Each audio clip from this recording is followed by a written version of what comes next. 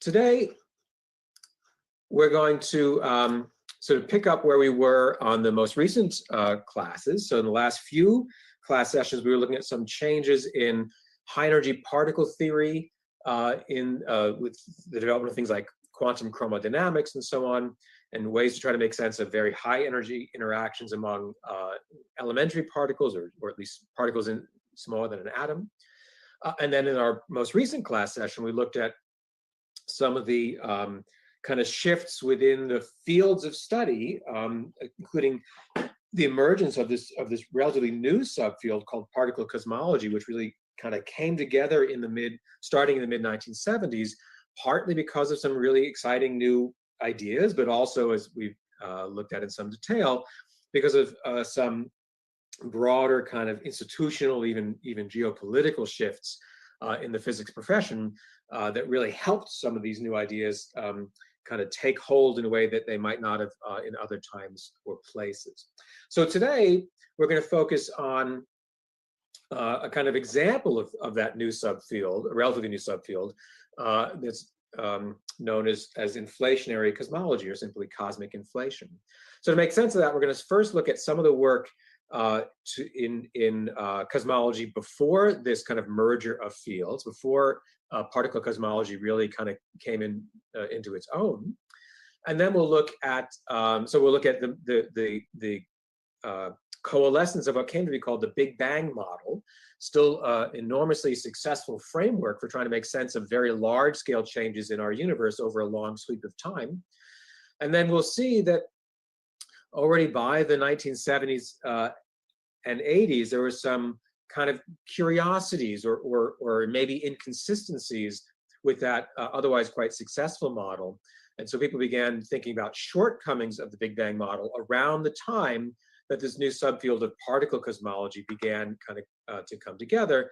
And then we'll see how cosmic inflation emerged from that particular moment to try to address some of the shortcomings while retaining some of the successes. So it's a framework for trying to understand the kind of evolution of our universe over a huge expanse of time, increasingly using tools at the interface, not just of Einstein's general theory of relativity, but also ideas about particle physics and high energy phenomena.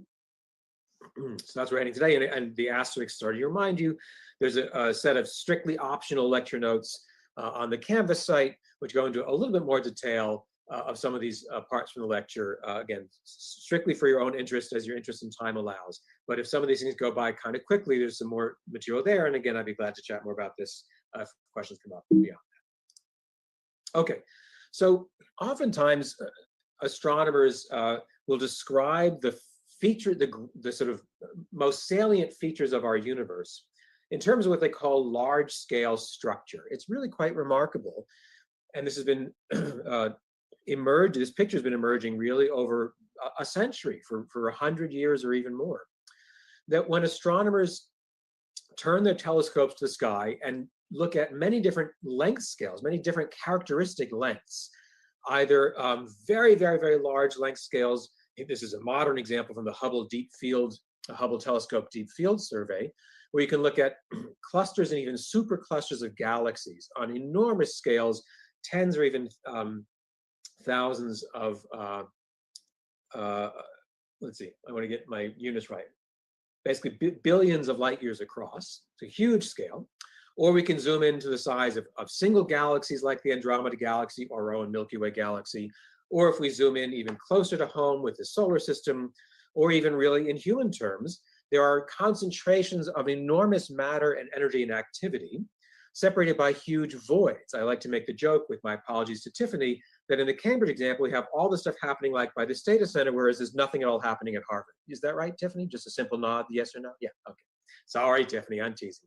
The point is, on scales from kilometers out to billions of light years and everything in between, we find this kind of lumpiness, that there's a pattern to it. Matter is not uniformly smushed out in space, thank goodness, right? There's actually sort of teeming pockets of activity separated by large voids where very little matter or energy is located. And so one of the questions is, what could account for that structure across these scales from meters or kilometers up to tens of billions of light years? it turns out that ordinary gravity, even Newtonian gravity, let alone Einstein's fancier version that we looked at in class, general theory of relativity, that these gravitational frameworks are sufficient to help us make sense of this kind of hierarchy of scales, of structure across large distance scales. If we assume to start that there's some initial very tiny lumpiness to begin with, if we assume some very tiny inhomogeneity, a little bit of unevenness in the distribution of matter and energy at early times, then gravity will do the rest. Gravity will make those regions that happen to have slightly more matter or energy per unit volume than average.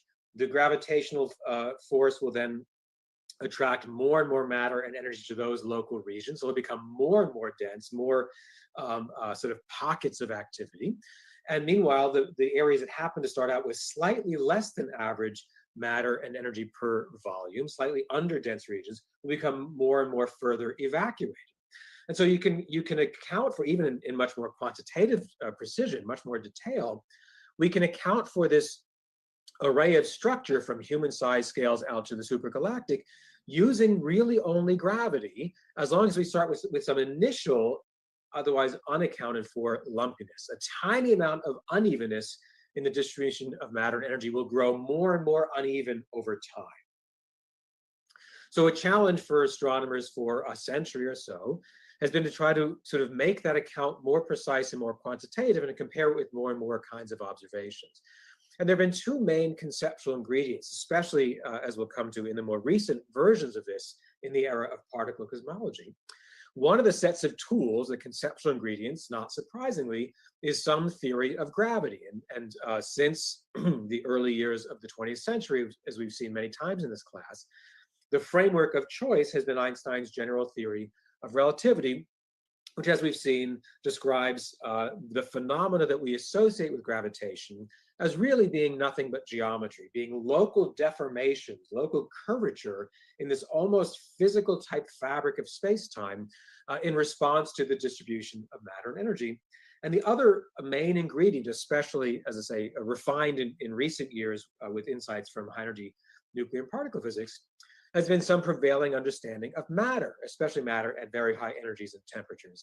Matter that consists of things like electrons and photons, matter that nowadays people are pretty well convinced consists of things like quarks and gluons, and even some more exotic particles like the Higgs particle that we looked at least a little briefly in the previous class. So we have these two ingredients of the kind of the structure and behavior of space-time as governed presumably by Einstein's theory or something perhaps similar to it. And then the stuff that's filling that space-time, an idea about matter, especially how matter behaves at very high energies and densities. So with those two ingredients, the goal has been, again, for many decades, to account for the observational features of our universe, even on very large scales. So as a reminder, the so-called field equations of Einstein's general theory of relativity take this deceptively simple-looking form. This side is what he had to learn from his friend Marcel Grossmann. This is the geometry of a warping space-time, the way to quantify things like gradients, rates of change of space and time. And this tells you where the stuff is. This is the distribution of matter and energy.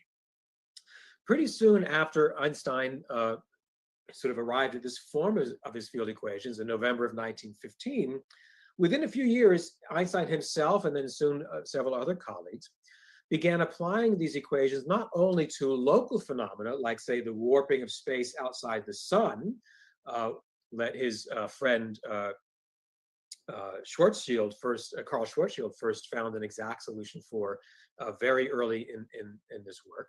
Not only for local phenomena, but actually for global phenomena. Could one build at least a toy model of an entire universe that might satisfy or might be governed by Einstein's field equations? And actually some other colleagues were very quick to find that there were some exact solutions even on this global or universal cosmic scale that would satisfy Einstein's equation. They took three particularly simple forms.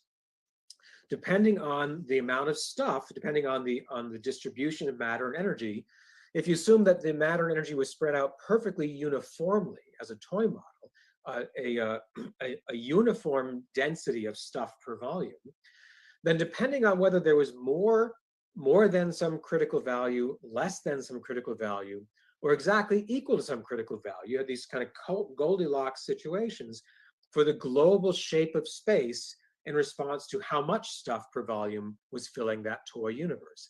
If you had more than some critical value, a critical value that came from the equations themselves, above that, an overdense region, space itself would warp back onto itself like a closed sphere, the surface of a closed sphere that would be a positively curved geometry globally.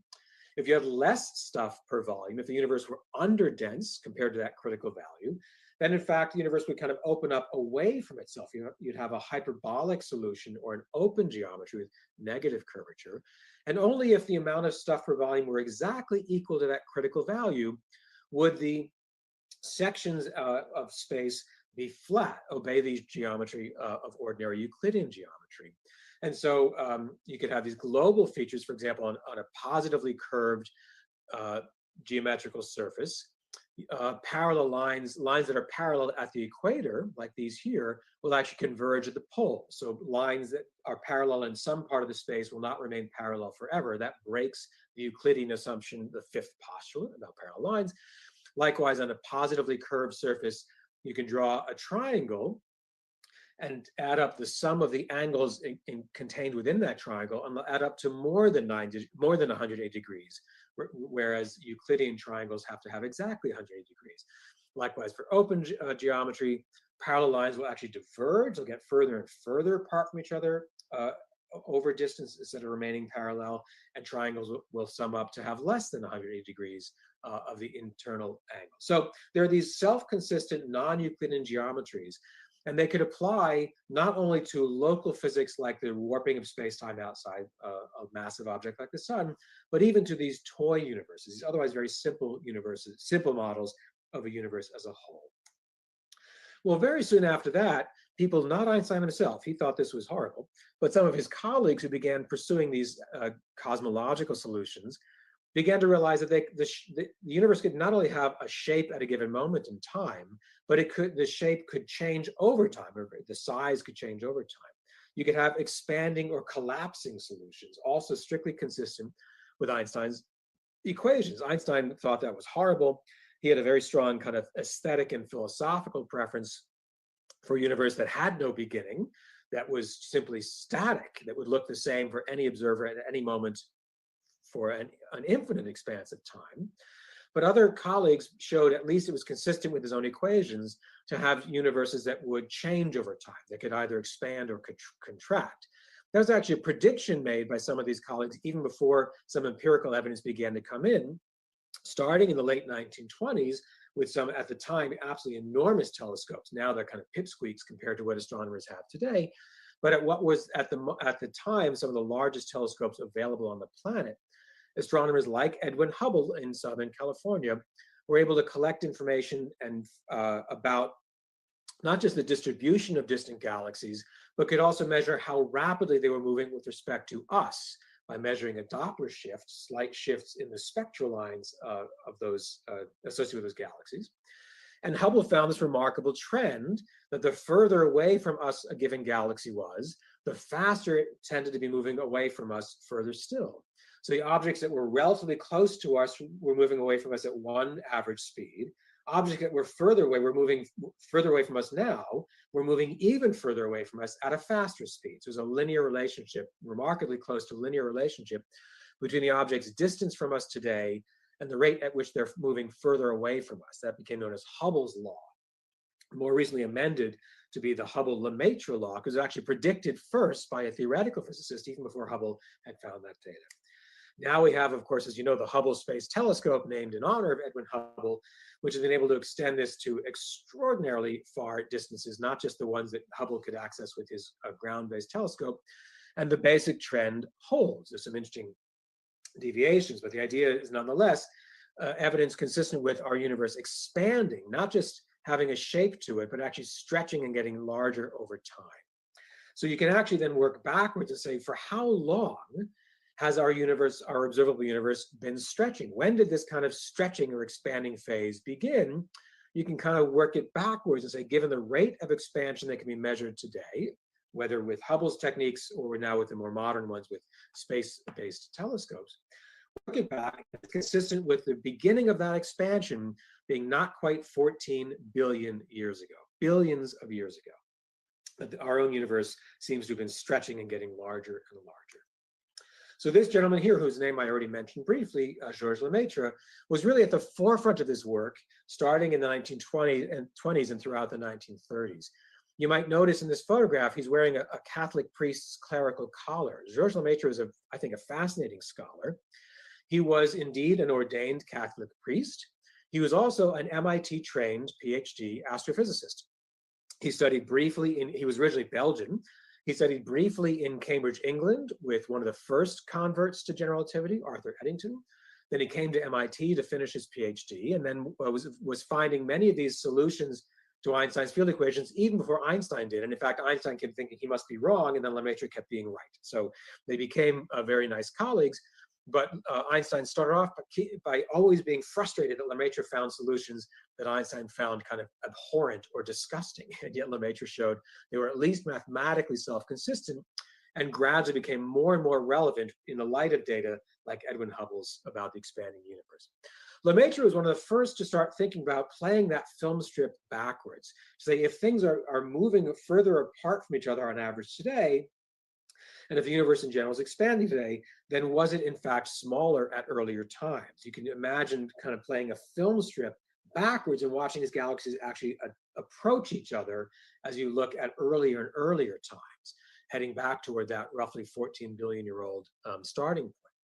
So it was really Lemaitre who began writing about this both in technical papers and soon in some very charming, more popular books, that if the universe is getting bigger today, it must have been smaller in the past. And what if you ride that all the way back? Was there a kind of primeval moment? Was there a single moment when all the matter of the universe, at least all the matter that we can see, was actually on top of each other? That the universe should have started in a very, very hot and dense state and been expanding ever since, maybe infinitely dense. But either way, there was a moment when all the stuff that we see in the sky should have been closer and closer and closer together and been stretching and expanding ever since. So it's Lemaitre who begins thinking about what comes to be known the Big Bang model.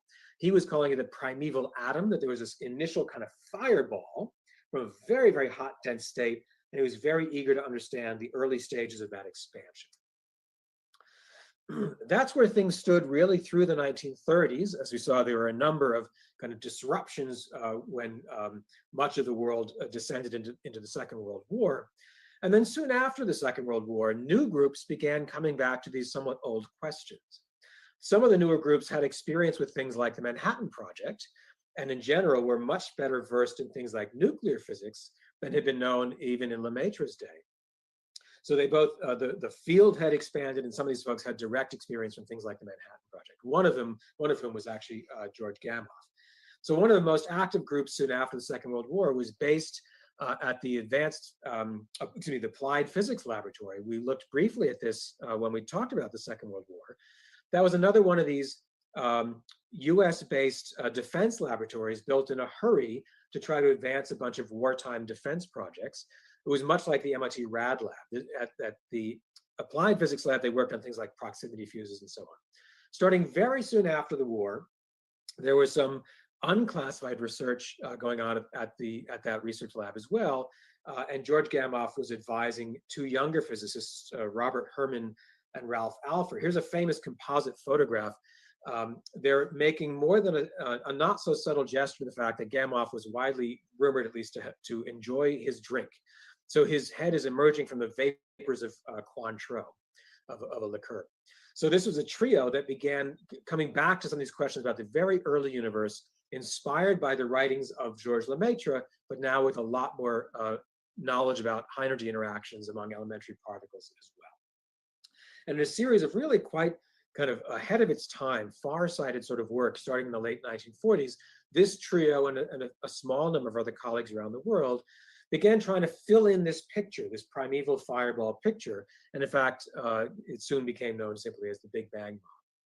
They realized that if the universe was very hot and dense at early times, then the conditions in which these elementary particles would find themselves should be quite different than what we find around, commonly around ourselves today. In particular, at early times, the ambient energy, the interaction that any random elementary particle would likely carry, should be very, very high. Temperature, after all, is just a measure of kinetic energy of motion. So if you have a very high temperature, that's like saying that the average kinetic energy of each constituent, each elementary particle, was very high. It could have been, for example, higher than the binding energy of stable hydrogen atoms. So if that were the case, then every time some positively charged nuclear particle, like even just a single proton, would approach or be in proximity to a negatively charged electron, they might begin to form a stable electrically neutral hydrogen atom, which of course is just a bound state of one electron and one proton. But before they could form that single stable atom, some ambient particles from the environment, like a single photon, would have such high energies would come and zap them apart, because the average energy of everything was higher than that binding energy of the Coulomb attraction of hydrogen. So at early times, you would have an electrically charged plasma, that the universe would not be filled with electrically neutral atoms because they literally couldn't form yet, because they were blasted apart every time a single putative atom got close enough to begin to form. The average kind of jostling of all this high temperature junk in its environment would blast it apart. So photons then become trapped between charged particles. At early times, they begin to reason to piece all this together. At early times in cosmic history, the universe should have been opaque. You literally wouldn't have been able to see anything, because the mean free path of any given photon would be very, very short. The photons would each be trapped, kicked like these, like soccer balls, between all these loose electric charges. That light can't propagate in a charged plasma, because it's always bouncing between these very nearby free electric charges. So they could calculate and say, when would that effect go away? Well, when the average or ambient temperature fell below the kind of average binding energy of a single hydrogen atom. And that would happen at a distinct moment in cosmic history. So again, they were trying to flesh out Lemaitre's picture of an evolving universe. It wasn't just hot and dense at one time, that would mean that certain kinds of interactions among elementary particles would dominate, and then those would change over time. In particular, as this entire hot ball of gas, of charged plasma, is expanding, the average temperature should decrease inside, much like the temperature of a gas inside a balloon will fall as the balloon expands. So as the volume of space stretches, as you have an expanding universe, as Lemaitre showed what could be possible, the average temperature of all the stuff inside it should fall. It should fall in a quantitatively calculable way, again, using Einstein's equations. So again, they put numbers to that and said, well, at a particular moment in time, now using the modern values, they had the right idea, the different values for some measurements.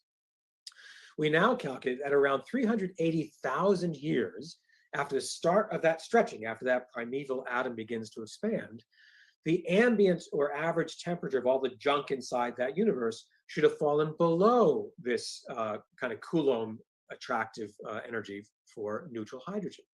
So whereas at earlier times, earlier than 380,000 years, you would have a charged plasma and an opaque universe, at that moment, the average energy per photon or per elementary particle would fall, so that you could actually begin to form stable atoms of hydrogen. So only at that time, a new phase in the universe would begin to unfold. The universe would be filled with neutral atoms of hydrogen, and now you have a mean free path for light that's arbitrarily long. Light can pass through electrically neutral matter. It does so in our own atmosphere, let alone in empty space. So once you can have stable electrically neutral atoms, like hydrogen atoms, at a particular moment in the kind of cooling evolution history of our universe, only then would you have things like photons traveling macroscopic distances.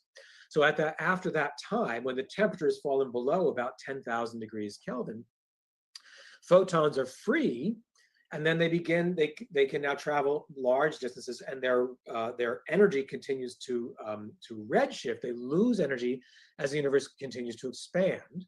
So the energy of those photons would have started at the equivalent of around 10,000 degrees Kelvin, and now today would be much, much, much lower than that because the universe has been expanding and draining that average energy per particle over time. So that today the universe should be filled with this remnant glow. This is all work that they predict around 1948, 49, 50. Gamow, Herman, and Alford. So they argue that today this bath of remnant radiation from that early hot dense state should be filling the sky in every direction. It should be more or less even distribution, a kind of uniform glow. But instead of it being a very, very high energy kind of X-ray or gamma ray radiation, it should be redshifted all the way down into the low energy microwave band. So this became known as the cosmic microwave background radiation. And they say this should be filling the sky. It should be everywhere in a uniform pattern. Here's an aside. I like to think about this. That's very abstract. I think about it as a kind of the evolution of a dance party. It turns out I don't attend dance parties very often. This is what the internet tells me they look like. So this, I'm sure, is accurate. If you just Google dance party and throw away the bad pictures, anyway. So at early times, the DJ is playing some raucous, house music, and everyone's just jostling around. The average energy per dancer is very high, so I'm told. That's like the sort of charged particles where the mean free path is effectively zero. No one could cross that dance floor. And then at a calculable moment, if the DJ knows what she's doing, she'll put on some slow music and you start having couples form, like in Harry Potter at the Yule Ball. Again, that's what I assume school dances are like. I don't know. So at some later calculable moment, the average energy in the room begins to fall. The DJ reads the room. And now you start having couples so that you actually could cross the floor because now you have a mean free path to cross the dance floor, unlike that very exciting early universe phase when everything's just a mash or a mush. This makes perfect sense to me. You can tell me whether it's accurate or not. Anyway, that's the analogy for what Gamow, Alford, and Herman were putting real numbers to try to make sense of these different phases of the very early universe. Very high temperature early dense state should be qualitatively different in its behavior than a later lower energy state. So they predicted as early as 1948 that there should be this remnant glow from the Big Bang. All those photons that only then, at 380,000 years after the Big Bang, were able to start streaming freely. And the question was, where is it? Well, almost 20 years later, 15 years later, these two radiophysicists working at Bell Labs, Robert Wilson and Arno Penzias, were using a new horn antenna, sensitive to microwave and radio band frequencies. This was basically like leftover from the early telecommunications age. Soon after the launch of Sputnik, lots of folks, like private companies, wanted to get into the satellite communications business. Often it's just bouncing radio waves off of reflectors in the sky in low Earth orbit and then bouncing signal back to Earth. Of course, it became more and more sophisticated than that. And they were actually given time on this telescope, not only to fine tune the kind of corporate program for telephonics, but also to conduct actual radio astronomy. They were interested in the evolution of nearby galaxies. They were not doing cosmology. They were interested in radio signatures of astronomically nearby things. But they found this remnant hum in their electronics. This should have been among the most precise instruments available on the planet for that band of the spectrum. And they couldn't get rid of a residual hum. At one point, they climbed inside that huge horn antenna on their hands and knees to scrub out what they graciously called special dielectric materials from pigeons who had made a nest in there. That, of course, meant pigeon droppings, because they figured that might be messing with the electronics. There's some extra insulating layer that didn't make any difference. And finally, they were put in touch with a group at Princeton that was independently rediscovering many of the ideas from George Gamow and his group, actually at the time unaware that Gamow had even done these calculations. And they likewise convinced themselves about this cosmic microwave background remnant radiation. So now the group here, these folks were in southern Jersey, they were close to Princeton, they all got together. They said, oh, what you found is actually the remnant glow from the Big Bang.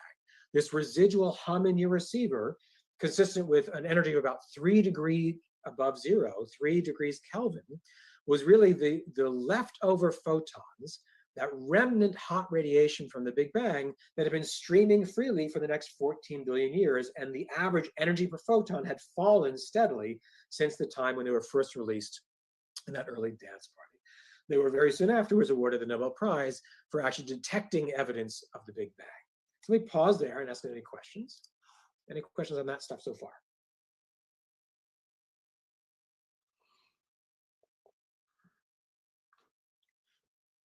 So far, Yeah, so good. actually, this might be a dumb question. Go for it. But I guess I'm just wondering how, if you have photons that are I understand that, the photons from the CMB, like they're us looking in the past, but I don't understand like why they're still there, like why they haven't like passed us already. I guess are they like constantly being emitted, or like why is it still there basically? Yeah, thank you, Steve. That's actually that's a really good question. Basically, the idea is that they should have been everywhere at once. So the idea was the whole universe is filled in the early times with very high energy particles that are at early times too high energy to form stable electrically neutral atoms. So you have this huge plasma everywhere, not just in one corner, not just like over there in the sky, but everywhere. And likewise, there are photons sort of everywhere. It was at least the idea, more or less uniformly distributed with no real pattern to it. And so from every part of space, from every single direction in the sky, those photons began to move freely at this single moment in time, or a very short-lived moment in time. So basically, the universe should have been filled with light, originally very high energy, and then actually the energy of that light should be falling as the container expands. So as the average energy inside that sort of balloon goes down. So that we're basically just moving through a bath of light. So the photons aren't coming from like that direction in the sky, the way we think of with point-like sources. There's a galaxy there, a quasar, a particular bright star in our neighborhood. The photons were everywhere, and it's like sitting in a bathtub full of these photons. And they're just losing their energy as the overall size of space continues to grow. So the idea was that there should be, so it's not just that they should have a particular temperature, they should be everywhere in the sky, was the idea, a uniform pattern. So if they could point that radio telescope in any direction, and they should find more or less the same signal, which is indeed what they were finding. So think about sitting in a bathtub that at first is like boiling hot water, and then you're sitting there while the water continues to cool down, but you're still kind of immersed in that. The photons are coming from every single region of space, and all that's changing is their average temperature per photon, is the main idea. Another way of saying that is it's hard to get one's head around, believe me. But instead of saying like the Big Bang happened over there and things are stretching out from it, the Big Bang happens sort of everywhere.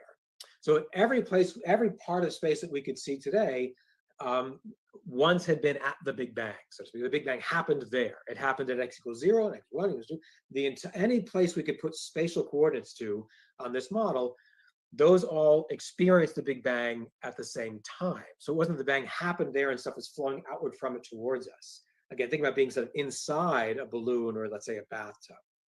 So there should be a uniform set of properties filling that space, and we're just immersed in it, trying to kind of measure it as we flow through. I'd be glad to chat more about that, but that's I say all that as if that's obvious. It's not obvious. I'd be glad to chat more about it, but that's the kind of reckoning that people like Lemaitre got very comfortable with starting in the 20s and 30s, and it took other people a lot longer to try to kind of get their heads around. Alex rightly puts in the chat that Edwin Hubble was actually pretty lucky. It's true, there's been a tremendous amount of controversy right to this day, or let's just say earnest disagreement, over what's called the cosmic distance ladder, which is to say it's actually pretty easy now, relatively easy, to measure the speeds with which objects are moving away from us, because that has to do with spectroscopy. We can measure these atomic transition lines with great accuracy, and so you can just do a Doppler shift and say, oh, I would expect that line to be here, it's over here, and the difference is a direct measure of the relative speed, the kind of recession speed. What's not so easy is figure out how far away from us that thing is right now, the actual distance right now. We can get the velocity from these very fancy spectroscopic. I say we, the people who do it are actually astronomers. They kindly share their information. I don't have to do it, but one can do it well. Now whole teams can do it very, very well.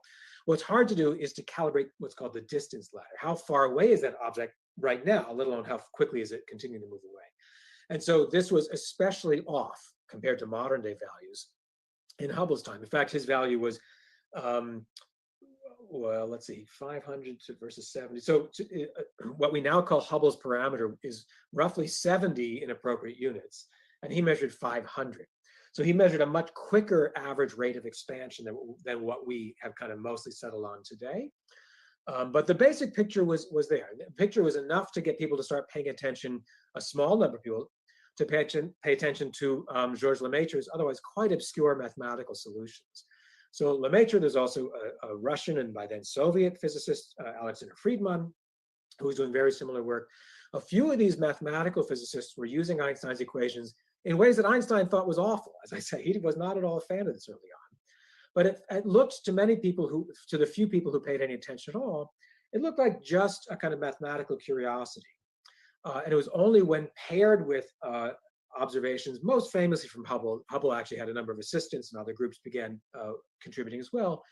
But it was Hubble's data that got the biggest splash, that made the biggest impact on the community at the time. And regardless of whether we agree with the number he inferred of the actual rate, it seemed pretty clear to many people at the time that this was consistent with an actual overall expansion, with a change over time. And that made these seemingly pure mathematical solutions like Friedman's and especially the follow-up work by Georges Lemaitre, that made those mathematical solutions look much, much more curious and interesting than they had prior to Hubble's data. Although Alex, you're absolutely right, that his value was, if one took his value literally, it looked like the universe would be younger than things inside it. And that's not good, right?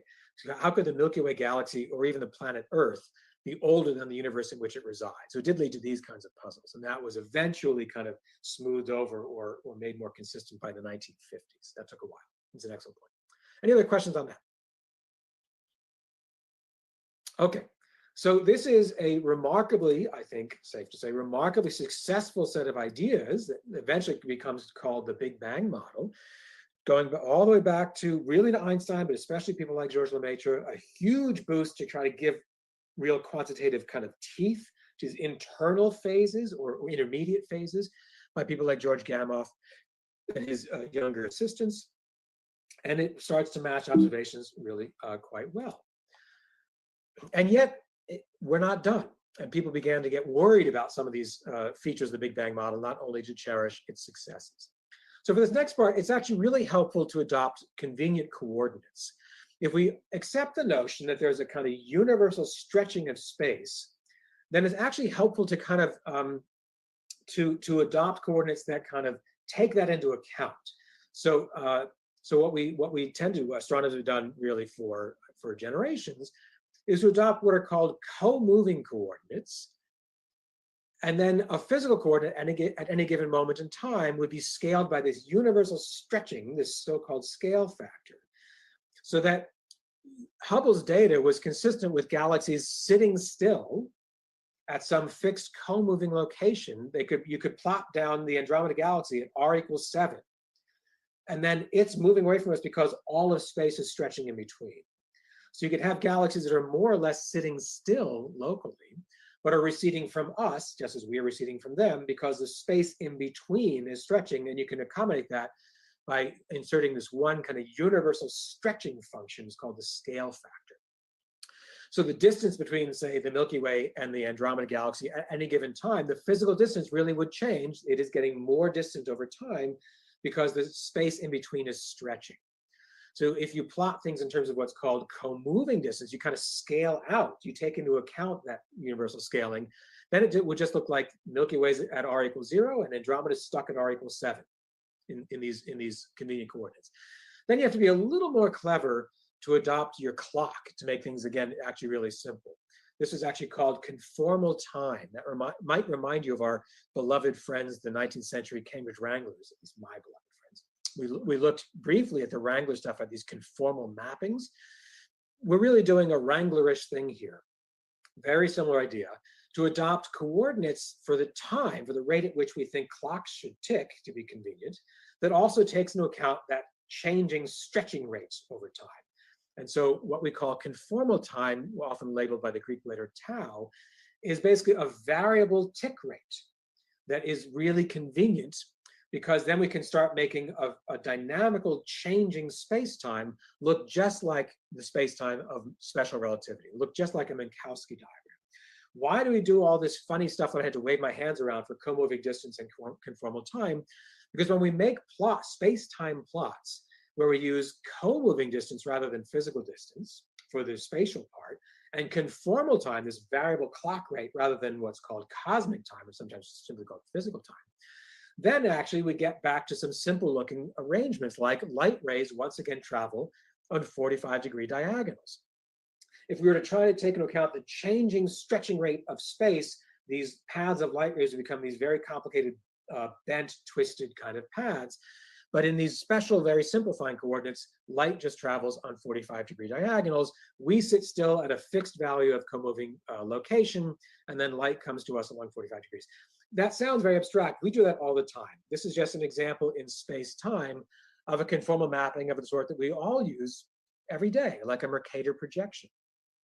So what this does is it inserts certain kinds of location-dependent artifacts, like Antarctica looks huge on a Mercator projection, or Greenland for that matter. The surface area of Antarctica is nowhere near the surface area of Africa, even though it looks so much larger. But that's because we've had a stretching, and the amount of stretching increases toward the poles if we do a two-dimensional spatial conformal map. We're doing the same thing here. We're stretching our time coordinate, so time gets more and more stretched out towards earlier times. We can take that into account. We know how to use a Mercator projection, and it makes other relationships remarkably easy. Likewise, our conformal maps here make the paths of light, for example, very easy to follow. So this starts, when people begin using these convenient coordinates, they also go back to some questions about, or features of the Big Bang model, and they start having new questions. So we talked briefly last time about Robert Dicke. He was, again, a veteran of some of the wartime projects. He was an expert in microwave electronics, a kind of radar, rad lab veteran. And after the war, he went back to Princeton. And about 10 years after that, became very interested in general relativity and cosmology. He began retooling his whole research group around questions related to things like the Big Bang. We saw that in 1961, he published this alternate to Einstein's own theory of gravity, the Brans-Dicke theory of gravity, which we looked at last time. It's the same Robert Dicke. So he introduced this conundrum in 1969. So soon after the discovery of the cosmic microwave background radiation, when people began to take the Big Bang model more and more seriously, including Robert Dicke. He goes back to what I mentioned briefly before, that according to Einstein's equations, as sort of clarified by people like Alexander Friedman and Georges Lemaitre, you can have these very simple geometries at any given moment in time. The shape of space could either have a positive geometry where it closes back on itself, like the surface of a sphere, an open or negatively curved geometry, or a flat geometry. What controls which geometry you have is this ratio of the actual amount of stuff per volume, the actual density of matter and energy per volume, compared to some critical value. So it became common after Dicke to just introduce the Greek letter capital omega, simply to refer to that ratio. What's the ratio of the actual stuff per volume in our universe compared to that critical value? And only for that kind of Goldilocks solution, where you have exactly the balanced amount of stuff per volume, would you expect to have space obey Euclidean geometry on large scales. If omega is larger than 1, you have more stuff per volume, you have a positive curvature. If omega is smaller than 1, you have less stuff per volume than the critical value. You expect this open or hyperbolic geometry. So far, so good. Then Dicke plugged this quantity into Einstein's own equations. So this is a time-dependent quantity. After all, we're talking about densities. The density should depend on the volume. It's stuff per volume. If you have a universe expanding over time, the volume should be changing over time. So the density should presumably go down, right? The density should fall. If you have a fixed amount of stuff in a space-time and you stretch that space, the density falls. If you throw 4 marbles into a bucket, you have a density of 4 per cubic liter, let's say, if it's a cubic liter bucket. If you double size the bucket, then you have still only 4 marbles, but now a larger volume, the density's gone down. And so what Dicke demonstrated is that according to Einstein's equations, this solution that looks like the Goldilocks solution, the spatially flat solution, we have just the right amount of stuff per volume, is actually an unstable solution. It's an unstable equilibrium point of Einstein's equations. A universe should generically become more and more different from flat over time. And if you just plug in the notion that the density is falling like 1 over the volume should go like the cube of the kind of spatial dimensions, sort of go like a cubed. So in fact, this quantity, from this part comes just from Einstein's equations, 1 over a squared, a being that scale factor, kind of like the radius at any given moment in time. And rho is the density of stuff per volume. Well, if the rho is going like 1 over a cubed, then this whole quantity here should grow with the scale factor. So the difference from a flat universe, the deviation from spatial flatness, Dickey shows, generically should grow over time. If a universe started out being close to but not identically equal to flat at early times, it should look nothing like spatially flat at later times. It could, depending on the sign, it could either become more and more like a hyperbolic saddle or more and more like a closed sphere. What it should not do is say looking anything like the Euclidean solution. So if you extrapolate this backwards to early times, like the time of nucleosynthesis, for example, or even to the times of when the cosmic microwave background radiation was released, you find that you have to fine tune, you have to have some reason why the amount of stuff per volume was not just in the neighborhood of that critical value, but in fact was exponentially close to it. You start, as Dickey points out, you have these exponential fine tunings. For the universe to be even remotely close to a spatially flat or Euclidean-like behavior today, which was looking more and more consistent with observations by the 60s and 70s and 80s, even if it wasn't compellingly equal to flat, it was, this parameter omega was, say, 0.3. It wasn't 10 to the minus 70. It wasn't 5. It was 0.3 or 1.1. It was in the rough vicinity of 1 to the extent that the measurements could converge, the observations. And yet a measurement of anywhere near 1 today suggested that it had to have been exponentially close to 1 at early times.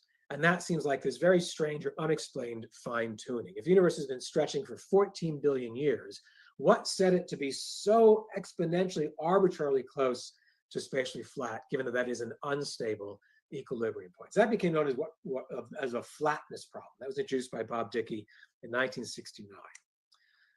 Dickey actually was really thorough. He was thinking about other things too. So 10 years later, he introduced the next big real conundrum for the Big Bang model. And this one he did with his younger student, by that point, his collaborator, James Peebles.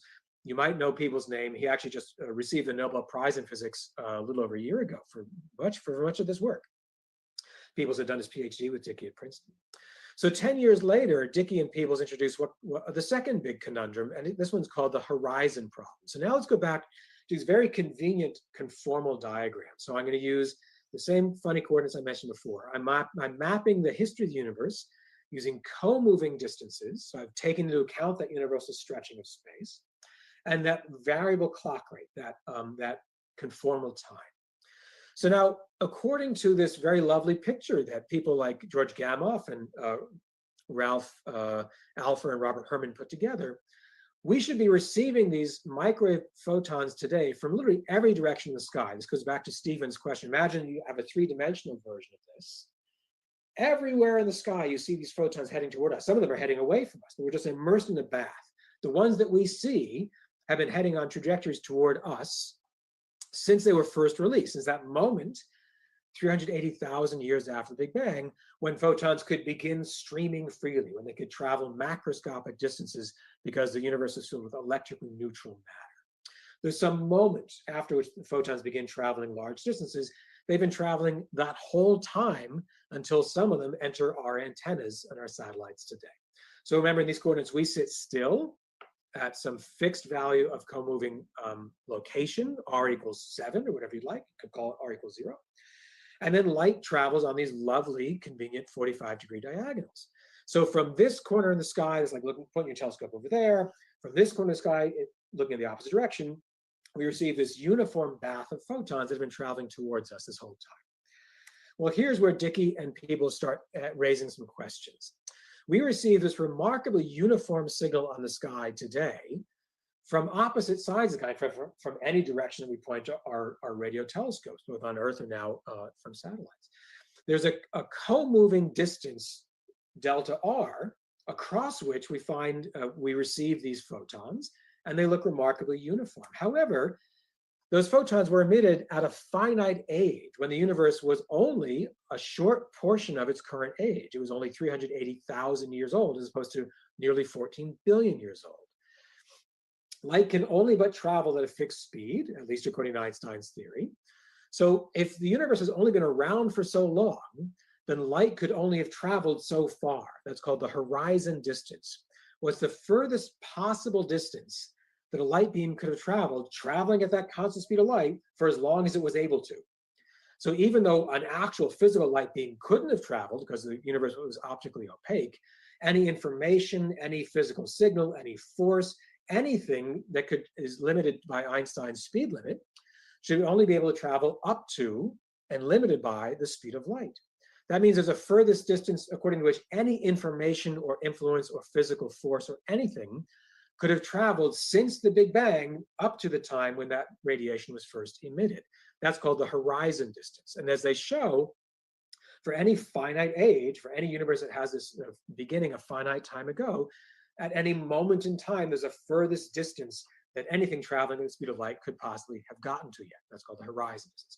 So what they show is that at the time that the microwave background photons began their journey, when they first began to free stream, the universe was still so young that the furthest possible distance that any causal influence should have been able to travel was a tiny fraction of the distance across which we actually measure remarkably uniform signals on the sky today.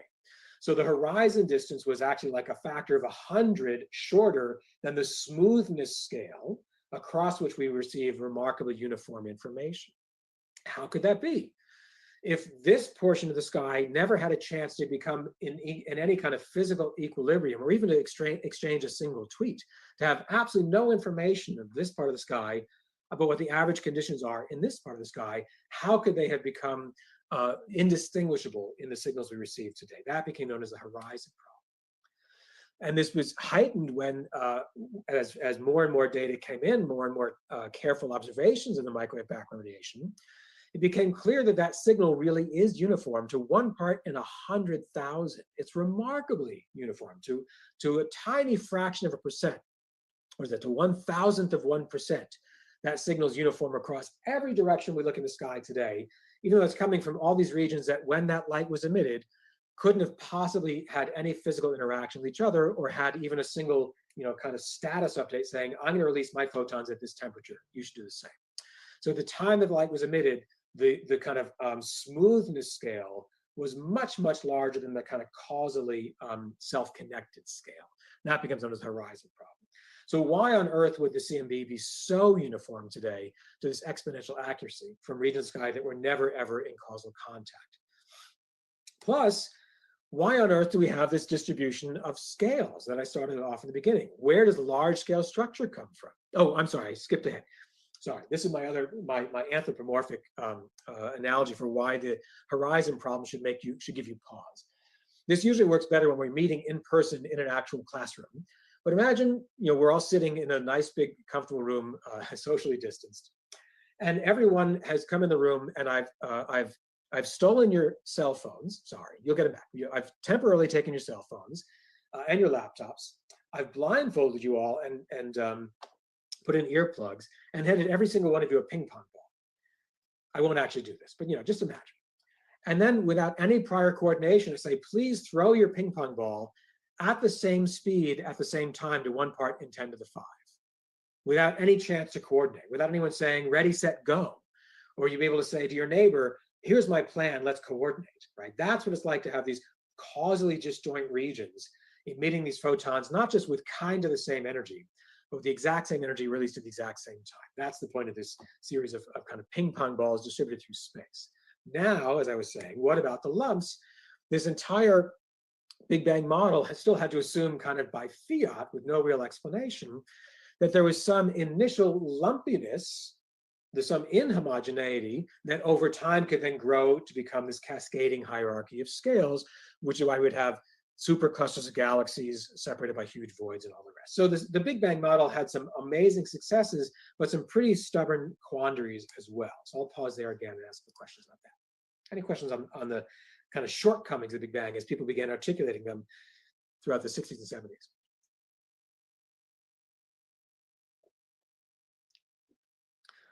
Feel free to jump in or use a chat or either way. And again, there's more on the kind of quantitative details of that in that optional primer you can find on the Canvas site. So Fisher asks, is it useful to think of the universe as spherical still?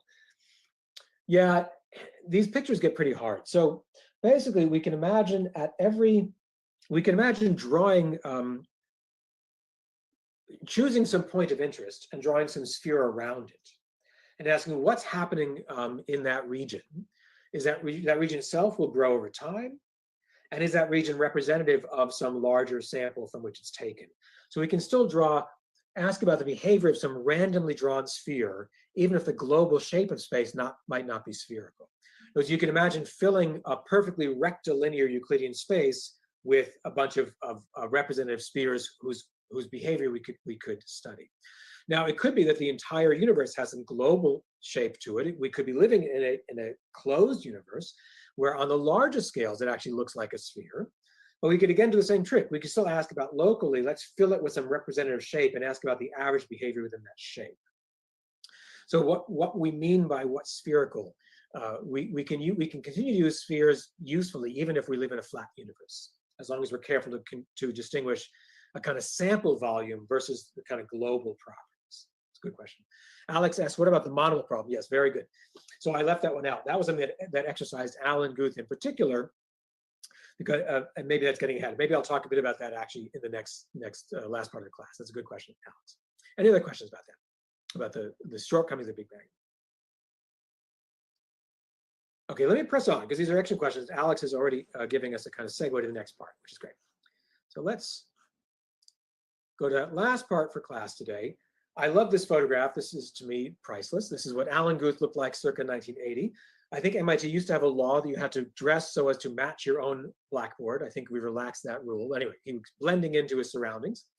His room, like the universe, should have been perfectly homogeneous and isotropic. Anyway, here's a very young, smiling Alan, approximately 40 years ago.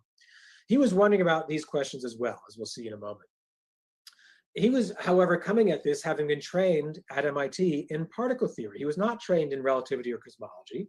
He was much more the same generation as Tony Z, whose work we talked about briefly in the previous lecture. When Alan was in graduate school, he was studying high energy physics and therefore not gravitation or cosmology. He wound up doing a series of postdoctoral studies. He kind of, like Tony Z, accidentally heard some talks about some of his early work in gravitation. In particular, heard some lectures by Robert Dicke when Dicke was on the kind of lecture circuit talking about these curiosities or shortcomings of the Big Bang model. And that really stuck in Alan's mind. He was not originally asking questions about the cosmos, but he was kind of haphazardly encountering some of those questions, again, very much like Tony Z around the same time. What Alan was interested in was in things like spontaneous symmetry breaking and the Higgs mechanism. That was kind of all the rage for a lot of particle theorists in the early and mid 70s by then. And he was wondering about shapes for the potential energy function of that Higgs field that might have a kind of extra structure. There might be a kind of dimple to that energy function. We can imagine the Higgs field getting temporarily stuck at some metastable state at the origin of its own potential energy function, where there's a barrier in any direction, but it's not an infinitely high barrier. So according to quantum theory, that Higgs field should eventually decay to the genuine global state of lowest energy, anywhere along this so-called vacuum circle. And Alan was realizing upon hearing Bob Dicke's lecture that that could have remarkable cosmological implications. If there were a time, even a short time, during which the matter that's filling the universe could be temporarily stuck in a metastable state in which it had some non-zero potential energy, but it couldn't release or relax that energy arbitrarily quickly because it's stuck in this metastable so-called false vacuum, then that could have implications for the global shape of space and not just for the behavior of elementary particles. I highlight the date. Thank goodness for historians that Alan is unbelievably anal retentive and writes everything down and has pretty neat handwriting. A lot of people who write things down and have egregious handwriting, and there's more people who don't write things down. Alan, although he likes to blend in with his blackboard, writes things down with neat handwriting. And so I note the date, 41 years ago to the day, today's December 7th, to the day, he was up very late, as is his wont. piecing together his ideas about these Higgs-like functions with these funny metastable states where the energy density of the universe could get trapped temporarily at some large non-zero value. And he was putting that together in his mind with the lectures he had literally just heard from Robert Dicke not long before. And he calls this a spectacular realization. So my request number 3 to you scientists is both write things down, use neat handwriting, and when you do something cool, tell us it. Tell us that you're excited and put it in a box. Because when we're going through your notebooks, honestly, most of it's just garbage. We just don't care. But he actually did us a favor and put it in a box. Pay attention to this. His notebook's actually now on display in the Adler Planetarium in Chicago. Literally this page of notes. He realized that this kind of feature could actually lead to a cosmologically distinct kind of evolution. That if you have a period of time, even briefly, during which the energy density, the amount of stuff per volume gets stuck at some non-zero value and can't change quickly, then the energy density could remain constant. If the energy density, the stuff per volume, remains constant, then very counterintuitively, you have a runaway growth in the size of space. That stretching function, the scale factor, going back just to Einstein's equations, will grow exponentially quickly. It'll have a period of accelerated expansion, during which the universe won't just get bigger, it'll get bigger faster. If you have this kind of counterintuitive, even temporary phase, during which the stuff per volume stays constant, even as the volume grows exponentially. That could happen, Alan began wondering, if you have this kind of weird state of matter that was at least hypothetical and of right interest to particle physicists, because they were worried about things like symmetry breaking and the Higgs mechanism. That does not happen with, kind of marbles in a bucket. It does not happen with electrons or quarks or protons. It happens for certain kinds of elementary particles, including things like these very simple fields like the Higgs field, a Higgs particle, which for other reasons could have some funny shape to their potential energy function. Alex, I'm going to skip the monopole problem, but it comes from this discussion as well, and I'd be delighted to chat more about that if you'd like afterwards. But in the interest of time, Alan was worried about some exotic features from these Higgs fields that can get kind of twisted up in some topological shape. But he was really just wondering what happens if the universe gets stuck, even temporarily, such that the matter that dominates, that fills it, can't release or relax its potential energy arbitrarily quickly. That's called a metastable state. And if you go back to Einstein's equations, exactly in the form that he began learning from Bob Dicke from that series of lectures, then you have these very different solutions for the average size of space. It grows exponentially quickly. And as Alan and others were quick to confirm, this happens kind of very naturally, or at least it's a kind of feature that one stumbles upon readily if one studying these sort of exotic Higgs-like fields from particle physics. It does not happen with spin 1/2 particles, for example. It does not very easily happen even with photons or gluons or things like that. It happens with these Higgs-like scalar particles most naturally. Soon after that, actually within a few months, a number of other colleagues, some in the United States, some in what was still then the Soviet Union, were finding similar behaviors, but even more generic or simple arrangements. So Paul Steinhardt was working with his then PhD student, Andy Albrecht. They were at the time at Penn, University of Pennsylvania. Meanwhile, in Moscow, Alexander Serebinsky and Andrei Linde were working quite independently of Steinhardt and Albrecht. And they began realizing that if you study the dynamics, the behavior of these exotic quantum fields, like a Higgs field, in a stretching space-time, if you take that stretching of space seriously, then you don't even need to cook up those exotic Higgs-like potentials that Alan was first thinking about. Quite generically, you'll have a kind of damped oscillator behavior. But if you look at the evolution of some field like the Higgs field, its self-consistent change over time, its equation of motion, includes a kind of damping factor, like a damped oscillator. This comes from the fact that space itself is stretching, and that alone turns out is enough to find these self-consistent solutions in which the field moves very slowly. You can imagine rolling down this hill, rolling down slowly as a function of time, because it's like a frictional over-damped oscillator. Again, there's more of that in the primer if you're curious to see more. Even that not literally fixed behavior, it's changing, just changing slowly enough. That will lead to a slowly enough changing potential energy trapped in that field that you'll still get these nearly exponential-like solutions. So you can have inflation happening even more generically, as these folks began to find very soon after Alan, even without worrying about a very particular shape for the potential energy function. Just when you think about these fields like a Higgs-like field in the early universe. So then you come back to those quandaries that Alan had first heard about from Bob Dicke, and you ask, how would these things look if you now take into account this very early, very brief phase of fast stretching, exponentially fast stretching of space? Go back to the equation that Dicke had first written down for the flatness problem, but now we have a phase during which the scale factor grows exponentially, e to the something times t, so it grows very fast in time, while the energy density remains nearly constant. So instead of that falling with volume, it temporarily remains nearly constant. Now you'd see this expression, the deviation of the universe from spatially flat, that deviation should rapidly fall to zero.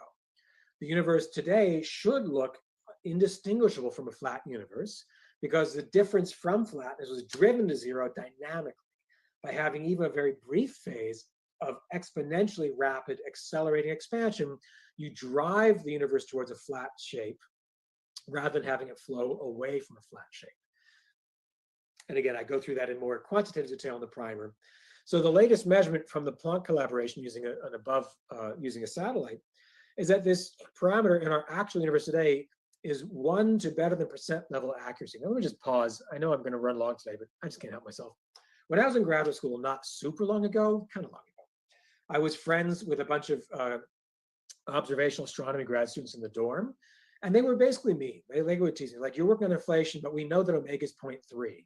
So you're a loser. Like, why do you waste your time on this? Some were nice, but a lot of them were actually kind of mean. I was like, oh no, like, go look for more stuff. You're missing 2/3 of the stuff out there. Just try again. So maybe I was mean too, but they were meaner.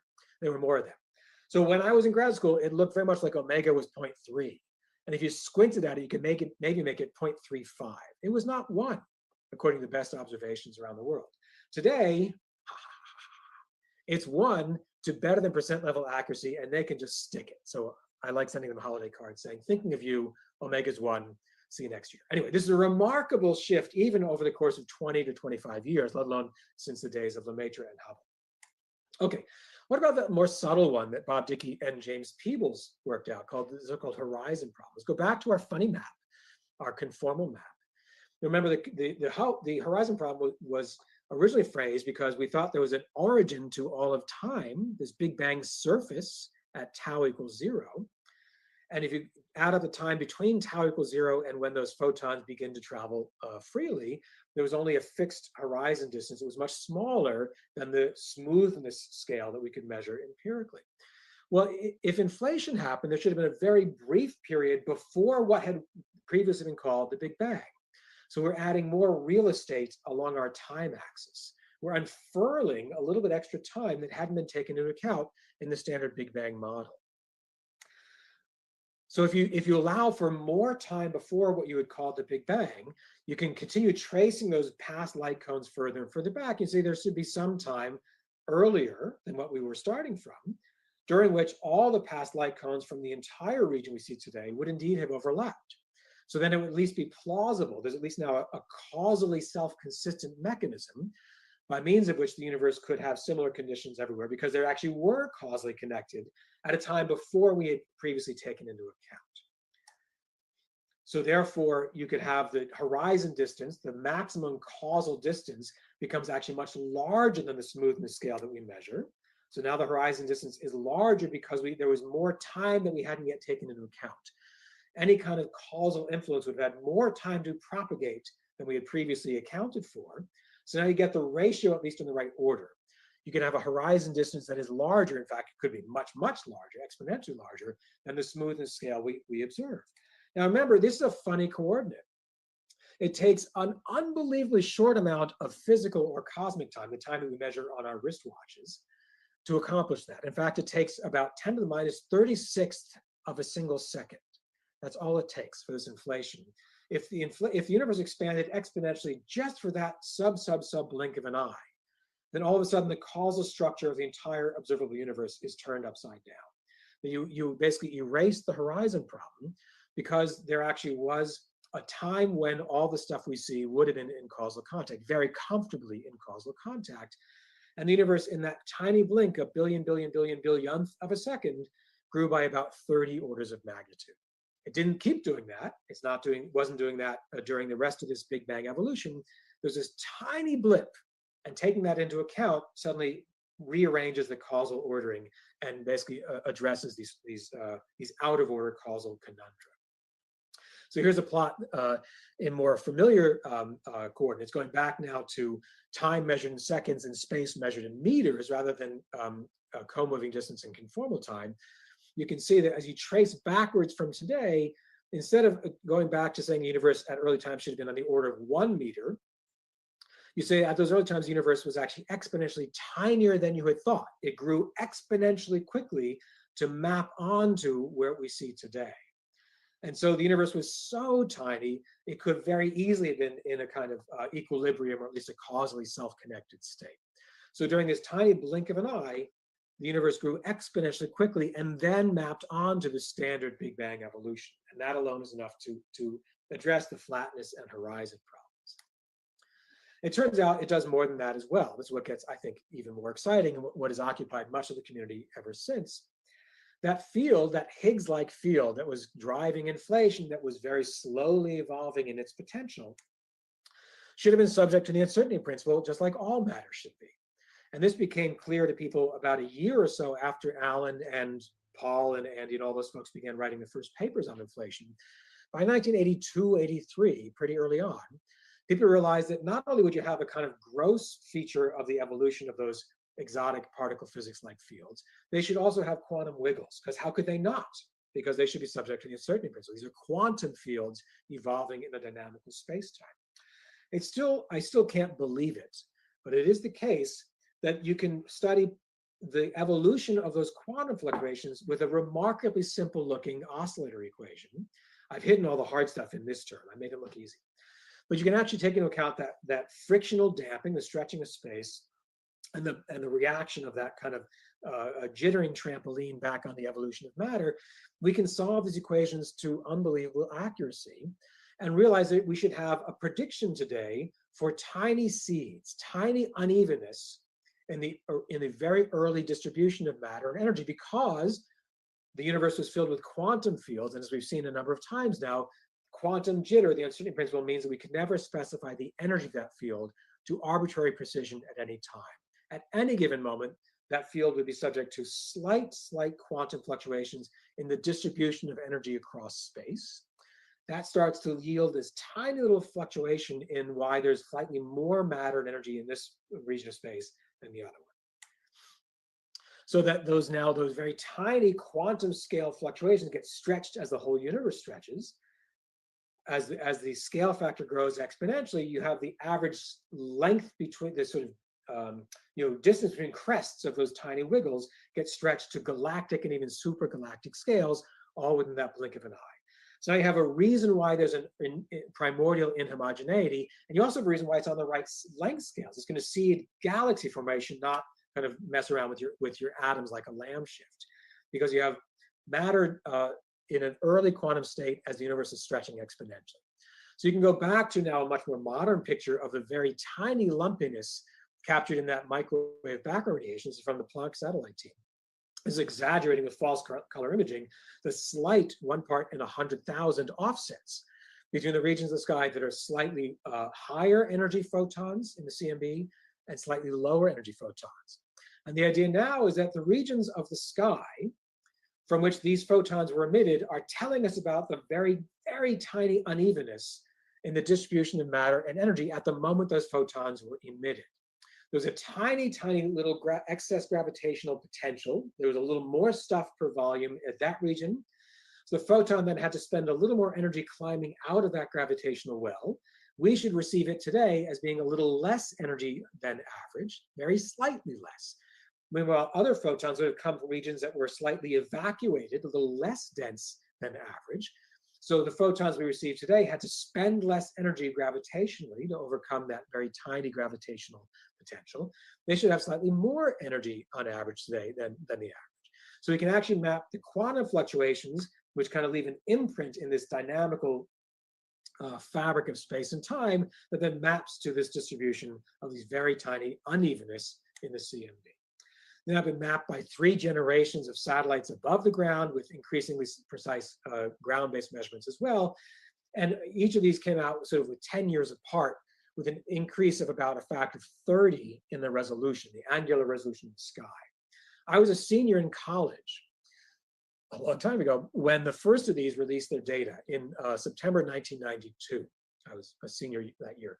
And the Kobe team, led actually in part by our own Ray Weiss, who later became very famous for his work on gravitational waves. Ray was one of the science leaders for this early mission, a NASA mission. They were the first ones to measure these tiny, tiny fluctuations on the order of about 1 part in 100,000, but over huge scales. It was like they had very poor eyeglasses. It was very fuzzy, very poor resolution.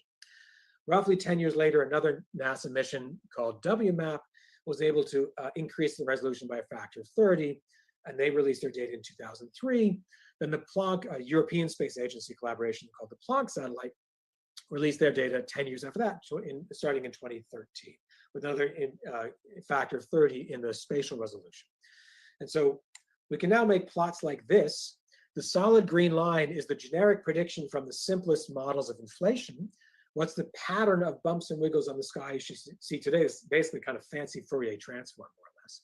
What's the power on different angular scales that you should see today? And you can actually measure many, many quantities, many features of that distribution. The red dots are the actual observations from the Planck team, and in many cases, the error bars are expanded so we can see them with our naked eye.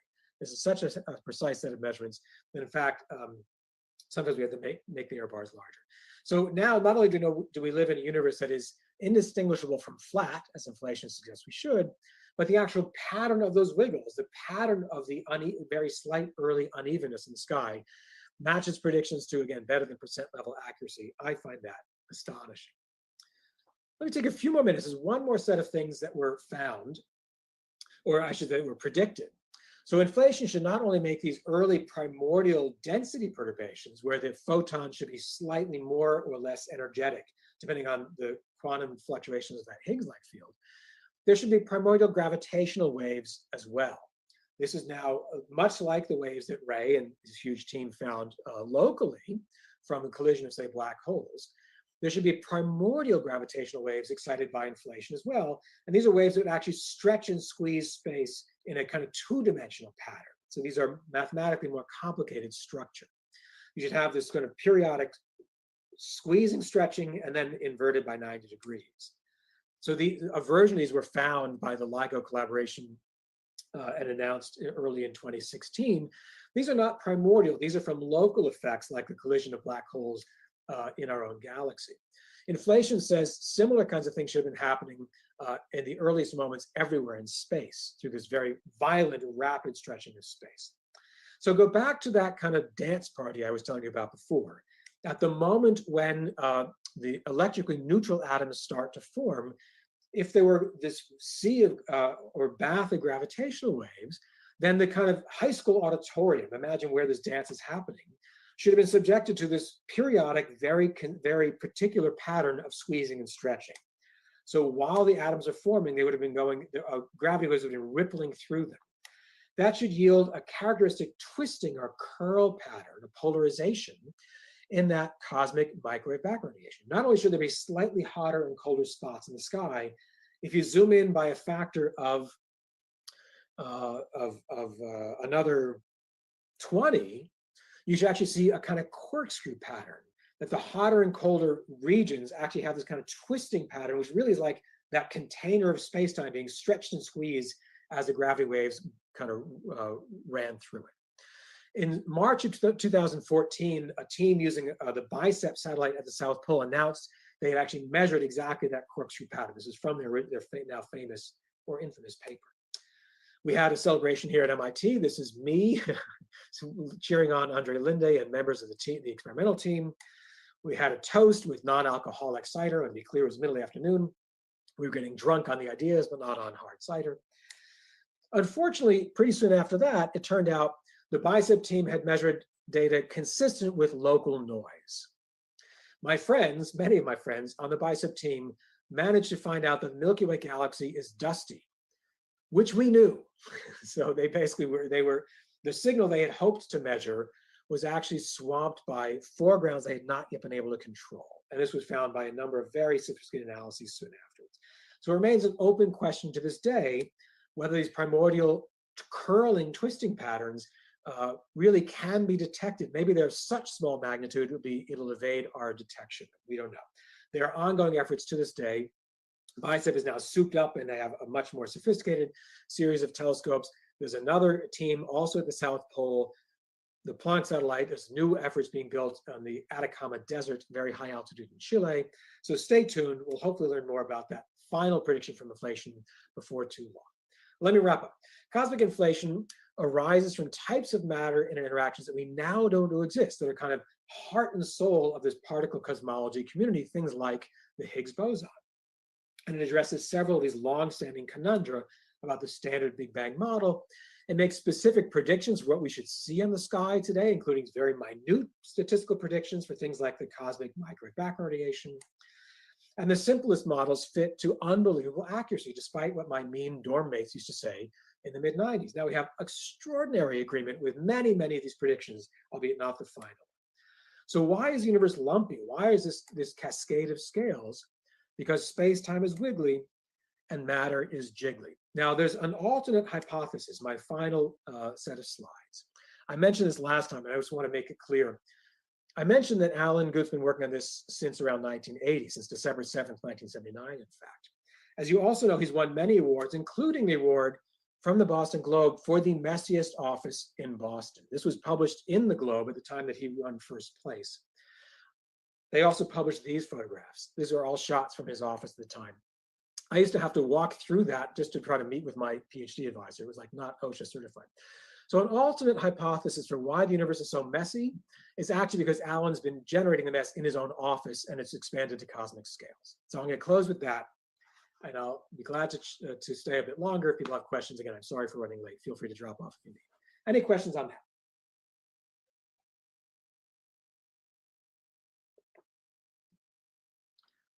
The photos of Alan's office are on Canvas. If you want to study that part of today's lecture, is probably the most important lesson you'll ever take away. You can study those at your leisure as well.